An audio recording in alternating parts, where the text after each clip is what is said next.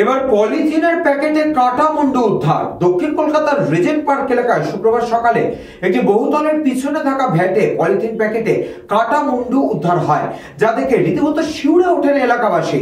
সঙ্গে সঙ্গে পুলিশে খবর দেওয়া হয়। ঘটনাস্থলে আসেন রিজেন্ট পার্ক থানার পুলিশ। জানা গিয়েছে দেহাংশ এমআর বাঙুর হাসপাতালে নিয়ে যাওয়া হয়েছে। সেখান থেকে কাটাপুকুরে ময়না তদন্তে নিয়ে যাওয়া হবে বলে পুলিশ সূত্রের খবর। ইতিমধ্যে ঘটনাস্থলে হোমিসাইড ডিডি এবং স্টিফার ডগ পৌঁছয়। আশেপাশে কোনো সিসিটিভি নেই। একটি সিসিটিভি লাগানো রয়েছে স্পট থেকে প্রায় 150 মিটার দূরে মন্দিরের গায়ে। ফলে কে বা কারা ঠিক কখন এখানে দেহাংশ ফেলে দিয়ে গেছে তা খুঁজে বের করা কঠিন। রক্ত আছে, উপরে চুল ফুল, মানে ব্যাগের মধ্যে চুল ফুল ছিঁড়ে আছে মুন্ডুটা, আর রক্ত মানে ওটা কি এমনি ছিল নাকি কোনো প্লাস্টিকের মোড়া ব্যাগের মধ্যে ছিল? কি মনে হলো, মানে এটা কোথা থেকে কিভাবে এলো? এখানে তো সবসময় মানুষজন যাতায়াত করে, কিন্তু অনেক কম।